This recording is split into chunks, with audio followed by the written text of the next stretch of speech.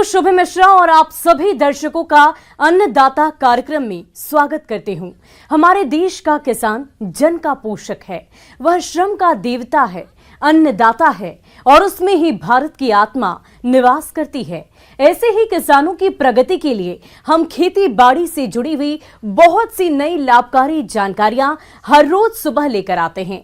तो चलिए कार्यक्रम शुरू करने से पहले देखते हैं क्या है आज अन्नदाता में।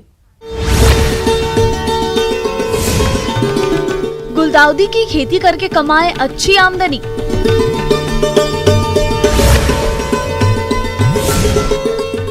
ग्राफ्टिंग विधि से आम के नए पौधे तैयार करना है काफी आसान।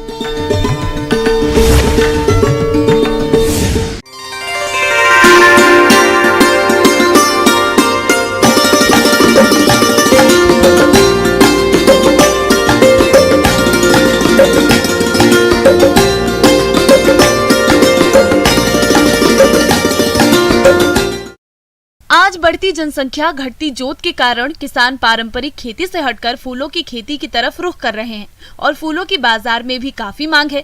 प्राचीन काल से ही अपने देश में फूलों का काफी महत्व रहा है। यही वजह है कि आज फूलों का उत्पादन एक उद्योग का रूप ले चुका है। यदि बात करें गुलदाउदी की, तो इसकी खेती करके किसान अच्छी खासी आय कमा सकते हैं। तो आप किस प्रकार से करें गुलदाउदी की खेती, देखिए हमारी ये खास रिपोर्ट।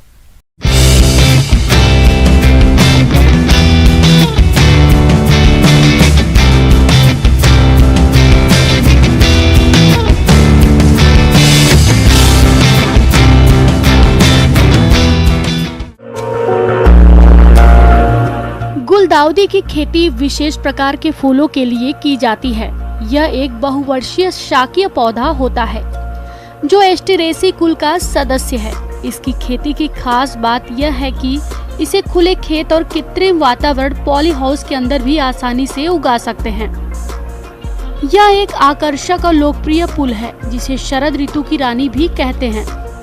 वही गुलदाउदी को ग्लोरी ऑफ ईस्ट का मम नाम से भी जानते हैं। इसमें निकलने वाले फूल गुलाबी, क्रीम, सफेद, पीला, लाल व हल्के हरे होते हैं। गुलदाउदी के फूलों को कट फ्लावर और लूज फ्लावर अलंकृत बगीचों, क्यारियों और गमलों की सजावट के लिए इस्तेमाल करते हैं। बाजारों में स्टैंडर्ड टाइप के पुष्पों की मांग स्प्रे टाइप गुलदाउदी की तुलना में अधिक होती है। किसान भाई गुलदाउदी की खेती व्यापारिक तौर पर अधिक करते हैं और अच्छा लाभ भी कमाते हैं। जलवायु: गुलदाउदी का पौधा शरद ऋतु वाला होता है। इसके पौधे 8 से 16 डिग्री तापमान पर अच्छे से विकास कर लेते हैं। अधिक या कम तापमान पौधे विकास के लिए अच्छा नहीं होता है। भूमि: गुलदाउदी की खेती सभी प्रकार की भूमि में की जाती है, किंतु अधिक फूलों के उत्पादन के लिए प्रचुर मात्रा में जीवांश युक्त बलुई दोमट मिट्टी व उचित जल निकासी वाली भूमि जिसका पीएच मान 5.5 से 6.5 के मध्य हो, अच्छी होती है। वही खुली धूप वाले स्थानों में भी गुलदाउदी का पौधा ठीक से विकास कर लेता है, जिस वजह से गुलदाउदी को किसी भी भूमि में उगा सकते हैं। आज के समय में गुलदाउदी की कई उन्नत किस्में विकसित हैं, जिनकी खेती करके किसान अच्छा मुनाफा कमा सकते हैं और वह इस प्रकार से है। सफेद: white Mundial, white money maker, spine mark, star mark, William Turner, white harmony, white star आदि प्रचलित हैं। पीला: रोगन yellow, butter cup, super yellow, sunbeam, Sonar Bangla, evening star, lady frank, Clark, yellow star आदि मुख्य हैं।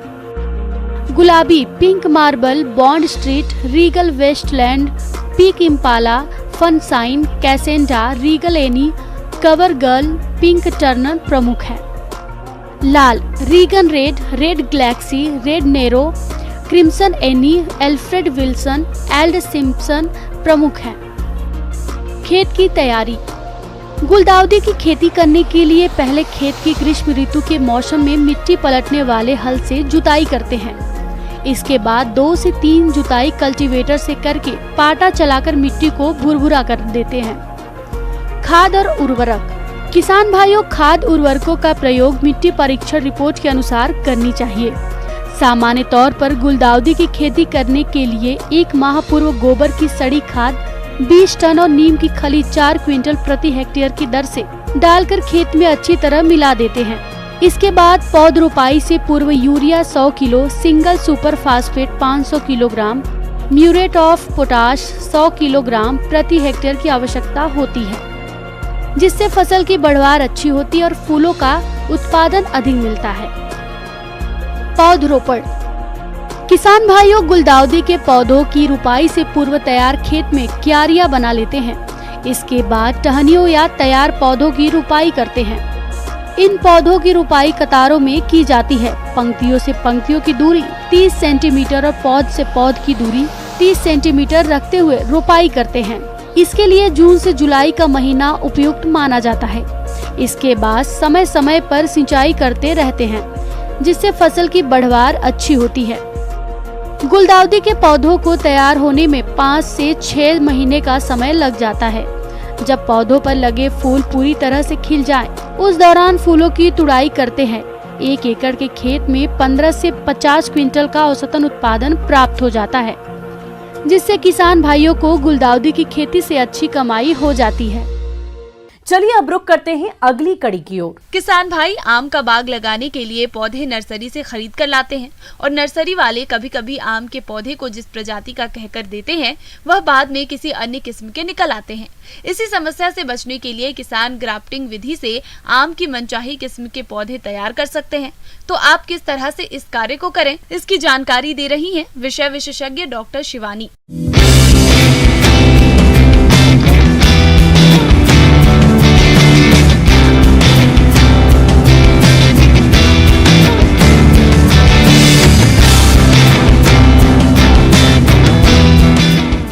यहाँ पे हम आम के काफ़ी सारे पौधे तैयार करते हैं, जिसमें हमारी मेन किस्में हैं दशहरी, लंगड़ा, चौसा, रामकेला, अम्रपाली। इसके अलावा जो नई किस्में हैं जैसे पूसा प्रतिभा है, पूसा अरुणिमा है, पूसा अरुणिका और पूसा पीताम्बर, पूसा सूर्या, केसर, इनके भी पौधे हम अपनी नर्सरी पर तैयार करते हैं। मैं किसान भाइयों को बताना चाहती हूँ, अगर आपको नर्सरी का काम शुरू करना है या फिर कोई नर्सरी तैयार करनी है फ्रूट्स के पौधों की, तो उसके लिए आपको कुछ बातों का खास ख्याल रखना चाहिए। जैसे अगर आप नर्सरी तैयार करना चाहते हैं तो नर्सरी का एरिया, कैसी आप जगह सिलेक्ट करें, वो बहुत ज़रूरी होता है। आपको ऐसी जगह सिलेक्ट करनी है जहाँ पे आपकी सूरज की रोशनी अच्छे से पड़ती हो, छायादार जगह ना हो, सूरज की रोशनी पड़ती हो, वहाँ पे पानी की अच्छी अवेलेबिलिटी होनी चाहिए। आपकी मिट्टी ऐसा भी ना हो कि पूरी चिकनी मिट्टी है या फिर पूरी रेतली मिट्टी है, तो आपको सैंडी लोम सॉइल का वहाँ पे होना चाहिए।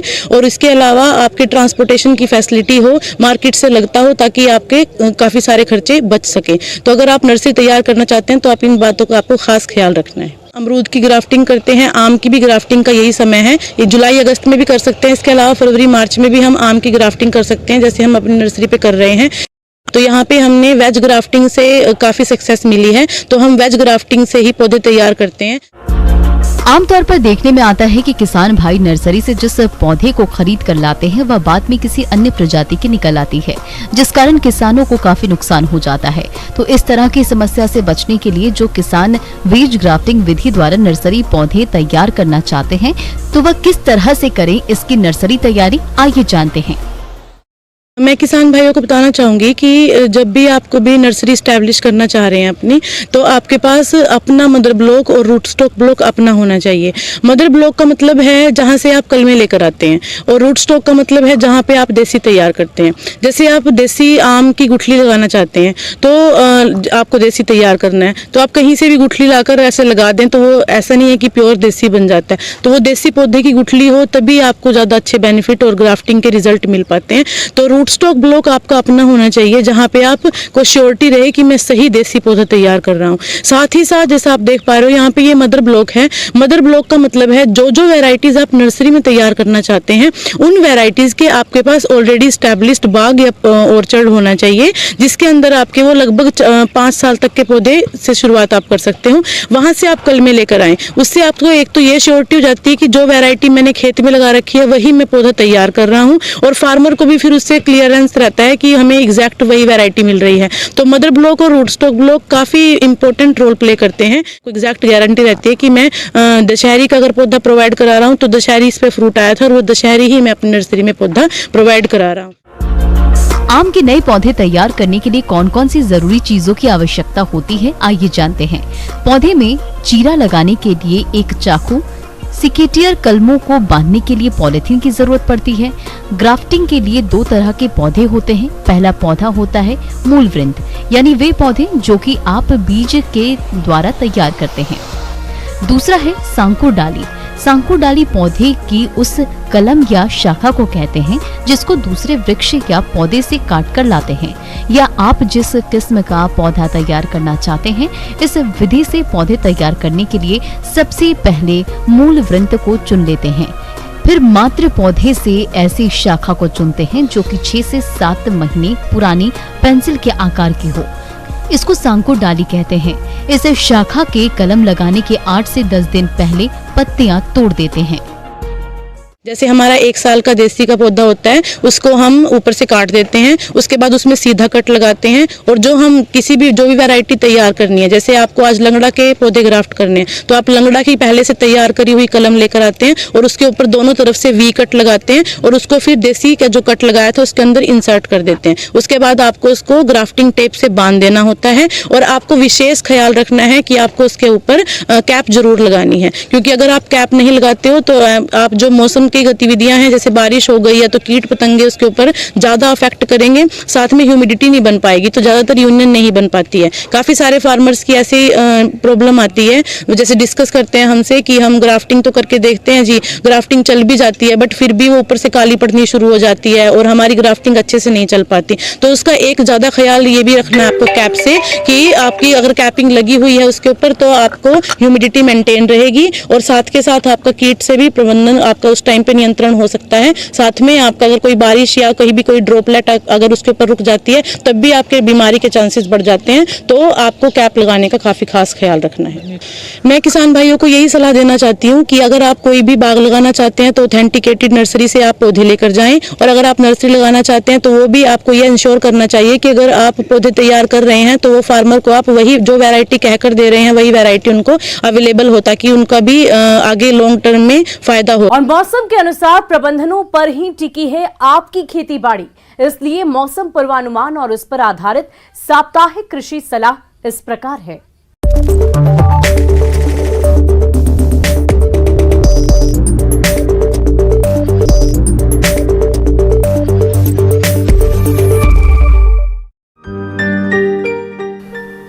ग्रामीण कृषि मौसम सेवा, भारत मौसम विज्ञान विभाग, जिला हनुमानगढ़ और इससे लगे जिलों के किसान भाइयों को सलाह दी जाती है कि आगामी दिनों में 12 जुलाई तक परिवर्तनशील मौसम का अनुमान है।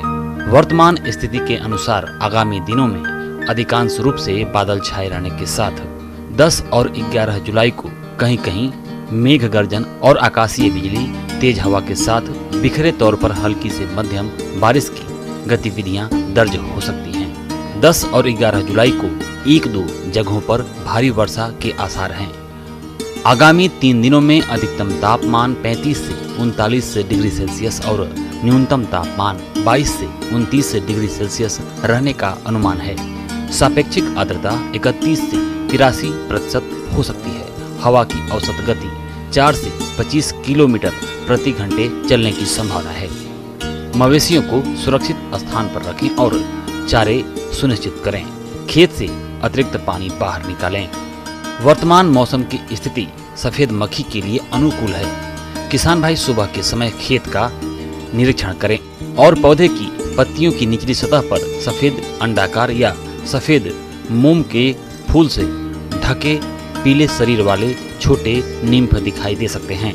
पत्ती की ऊपरी सतह पर संख्या 8 से 12 आर्थिक नुकसान स्तर तक पाए जाने पर रोकथाम के लिए नीम युक्त दवा 5 मिलीलीटर, साथ में तरल साबुन 1 मिलीलीटर, स्पाइरोमेसिफेन 22.90 SC की 1.20 मिलीलीटर मात्रा प्रति लीटर पानी की दर से घोलकर मौसम साफ होने पर छिड़काव करें। थ्रिप्स के प्रकोप के लिए फसल की लगातार निगरानी करते रहें। थ्रिप्स की रोकथाम के लिए थायोमेथाक्साम 25 WG की 50 ग्राम या स्पाइनेटोरान 11.7 SC की 100 मिलीलीटर मात्रा प्रति 100 लीटर पानी की दर से घोलकर छिड़काव करें।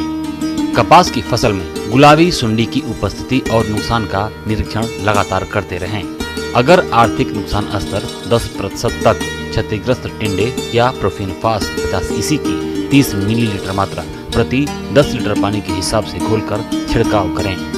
धान की रोपाई के बाद 15 दिनों तक खेत में 4 से 5 सेंटीमीटर पानी खड़ा रखें। इसके लिए समय समय पर सिंचाई करते रहें। नील हरित शैवाल का एक पैकेट प्रति एकड़ प्रयोग उन्हीं खेतों में करें जहां पर पानी खड़ा रहता हो, ताकि मृदा में नाइट्रोजन की मात्रा बढ़ाई जा सके। मूंग की बुआई के लिए सिफारिश किस्में MH 421, IPM 20, IPM 2-3, Satya, SML 668, K 851, MUM 2, Gangotri का प्रयोग कर सकते हैं। बीज की मात्रा 4 से 5 किलोग्राम प्रति बीघा प्रयोग करें। SML 668 के लिए 5 से 6 किलोग्राम बीज प्रयोग करें। कतार से कतार की दूरी 30 सेंटीमीटर रखें। बाजरा की बुआई के लिए उपयुक्त समय है। बाजरा बिजाई के लिए सिफारिश की गई किस्में HHB 67, राज 171, ICMH 356, MH 169, RHB 121, CZP 9802, GHB 538, HHB 67-2, GHB 719, ICTP 8203, HHB 60, RHB 90, Pusa 605 का उपयोग करें। बीज की मात्रा 4 किलोग्राम रखें। कतार से कतार की दूरी 45 से 60 सेंटीमीटर रखते हुए पौधों की संख्या 1.33 लाख प्रति हेक्टेयर रखें। अरंडी की बुआई जुलाई के पहले पखवाड़े तक कर लें। सिफारिश किस्में गोच 1, GOCH 4, RCH 1, MRCA 409 का उपयोग करें। बीज की मात्रा 3 से 4 किलोग्राम प्रति बीघा रखें। सिंचित क्षेत्रों में कतार से कतार की दूरी 90 से 120 सेंटीमीटर और पौधों के बीच 90 सेंटीमीटर की दूरी रखें। बागों में लीफ माइनर, सिट्रस सिला एवं रेड स्पाइडर माइट, तंबाकू का लट आदि की रोकथाम के लिए ट्राइएजोफास 40 EC दवा की 2.5 मिलीलीटर या एसिटामिप्रिड की 0.4 ग्राम मात्रा प्रति लीटर पानी के हिसाब से घोलकर छिड़काव करें। नए बाग लगाने के लिए पहले से तैयार गड्ढों में पौधे लगाने का उपयुक्त समय है। मानसून की बारिश होते ही पशुओं में गलघोंटू रोग होने की संभावना अधिक रहती है। इसके साथ ही लंगड़ी बुखार होने की भी संभावना अधिक रहती है। ऐसे में पशुपालक और किसानों को सलाह दी गई है कि इस स्थिति में पशु चिकित्सालय या चिकित्सक से संपर्क कर लें। साथ ही पशुओं में टीकाकरण करवा लें। पशुओं में जूं, चीचड़ से बचाव के लिए 2% साइपरमेथ्रिन पशु पर और 4% पशुशाला में छिड़काव करें। छिड़काव के समय पशु के आँख, मुंह का ध्यान रखें। मुर्गियों में रानीखेत रोग होने का खतरा रहता है। इसके लिए पहला टीका F1 7 दिनों के अंदर लगवा लें और दूसरा R2B का टीका 8 सप्ताह की उम्र में लगवाएं। नवंबर माह में अंडे प्राप्त करने के लिए मुर्गियों के चूजे पालने के लिए उपयुक्त समय है। अतः मुर्गीशाला की सफाई करके चूजे पालना शुरू करें व सही ब्रूडिंग करें।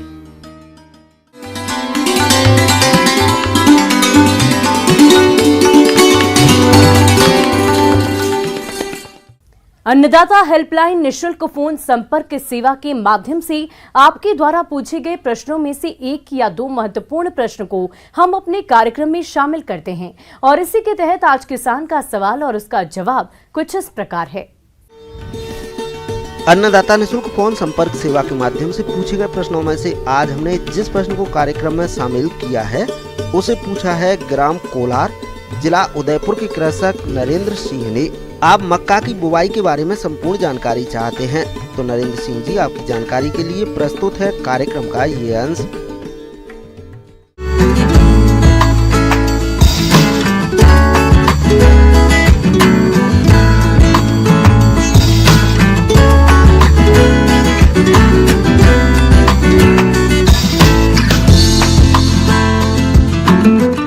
सबसे पहले तो किसान भाइयों को मैं ये बताना चाहता हूँ कि मक्की केवल उन इलाकों में ही लगाएं जो ऊंचे इलाके हों, जहाँ से पानी की निकासी अच्छी तरह हो सकती है। जो लो लाइंग एरिया है, नीचे इलाके, वहाँ किसी भी हालात में मक्की नहीं लगनी चाहिए, वरना ज़्यादा बरसात होने के कारण आपकी सारी फसल खराब हो जाएगी। मक्का एक बहुत उपयोगी फसल है जो मनुष्य और पशुओं के आहार का प्रमुख स्रोत है। मक्के का उपयोग दिन प्रतिदिन बढ़ता ही जा रहा है, चाहे वो खाने में हो या फिर औद्योगिक क्षेत्र में। मक्के की चपाती से लेकर भुट्टे सेक कर मधु मक्का के कॉर्नफ्लेक्स, पॉपकॉर्न, लाइका के साथ अब मक्का का उपयोग कार्ड ऑयल, बायोफ्यूल के तौर पर भी किया जाता है। करीब 65% मक्का का उपयोग मुर्गी और पशु आहार के रूप में किया जाता है। भुट्टे तोड़ने के बाद बची हुई कड़वी पशुओं के चारे के रूप में उपयोग किया जाता है। औद्योगिक दृष्टि से मक्का प्रोटीनेक्स, चॉकलेट, पेंट, स्याही, लोशन, स्टार्च, कॉर्न सिरप आदि बनाने के काम में लिया जाता है। बिना परागित मक्का के भुट्टों को बेबी कॉर्न मक्का कहते हैं। इसका उपयोग सब्जी और सलाद के रूप में किया जाता है। भूमि चयन, मक्के की खेती कई प्रकार की मिट्टी में की जा सकती है, लेकिन इसके लिए दोमट मिट्टी और बलुई मिट्टी, वायु संचार और पानी के निकास की उत्तम व्यवस्था के साथ साथ 6 से 7 pH मान वाली मिट्टी उपयुक्त मानी जाती है।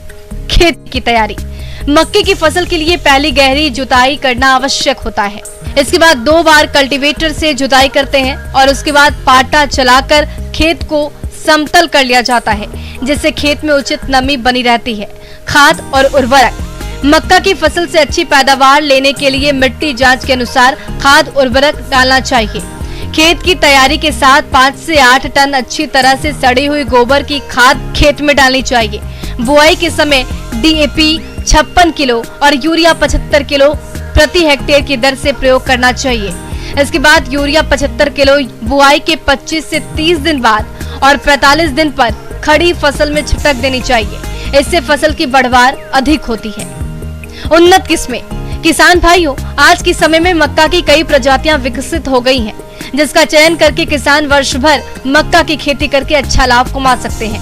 खरीफ मक्का की किस्में, माही धवल, माही कंचन, प्रताप HQPM 1, PEHM 2, वायो 9682, प्रताप मक्का 3, प्रताप मक्का 5 की बुआई कर सकते हैं। उसके बाद उच्च क्वालिटी मक्का में 4 किस्में हैं, HQPM 1, HQPM 4, HQPM 5 और HQPM 7। और जो बेबी कॉर्न है उसके लिए HQPM 4 किस्म है जो मैंने अभी बताई है। उसके बाद स्वीट कॉर्न है। स्वीट कॉर्न मक्का की किस्में, माधुरी, प्रिया, विन ऑरेंज, SCH1 की बुआई कर सकते हैं। पॉपकॉर्न मक्का की उन्नत किस्में, अंबर पॉप, VL अंबर पॉप, पर्ल पॉप की बुआई कर सकते हैं। बीज की मात्रा, दाने के लिए 20 से 25 किलो, हरे चारे के लिए 40 से 45 किलो प्रति हेक्टेयर बीज की आवश्यकता होती है। FIR विधि से करें बीज उपचार। पहले थीरम और कार्बनडाजियम 2 ग्राम प्रति किलो बीज की दर से उपचारित करें। इसके बाद इमिडाक्लोप्रिड 1 से 2 मिलीलीटर प्रति किलो बीज की दर से उपचारित करें और अंत में एजोट्रोबैक्टर कल्चर 5 से 6 ग्राम प्रति किलो बीज की दर से उपचारित करके बुआई करें। बुआई का समय, मक्का बुआई का उपयुक्त समय 20 जून से 25 जुलाई तक। स्वीट कॉर्न की बुआई जुलाई से सितंबर के प्रथम सप्ताह तक और बेबी कॉर्न मक्का की बुआई वर्ष भर कर सकते हैं। बुआई का तरीका, मक्के की बुआई चारे के लिए छिटकवा विधि से करते हैं, दाने के लिए लाइन में बुआई करते हैं। दूसरी बात यह है कि बिजाई को हमेशा मेड़ों के ऊपर ही करना है, ताकि बरसात होने की अवस्था में किसी भी तरह की नुकसान की संभावना न रहे। बिजाई करने के बाद हल्की सिंचाई करनी है और उसके बाद आपने इसको जो खरपतवार आते हैं उसके प्रबंधन के लिए 2-3 दिन के बाद जैसे पाँव रखने की स्थिति हो जाए उस टाइम 600 ग्राम नाइट्रोजन 200 लीटर पानी में घोल बना करके आपने छिड़काव करना है। और ऐसा करने से उसके जो खरपतवार है वो 20 से 25 दिन तक उसकी रोकथाम हो जाती है।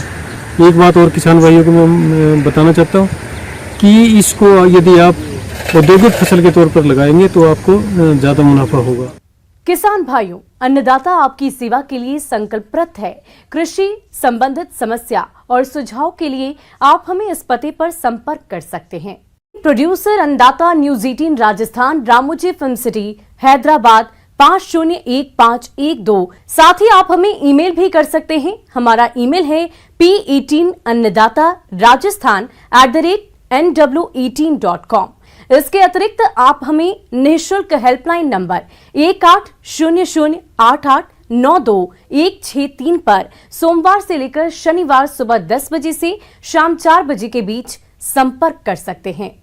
किसान भाइयों, अब समय हो रहा है आपसे विदा लेने का, तो हमारी अन्नदाता टीम को दीजिए इजाजत। कल फिर आपसे मुलाकात होगी कृषि संबंधित कुछ और महत्वपूर्ण जानकारियों के साथ। नमस्कार।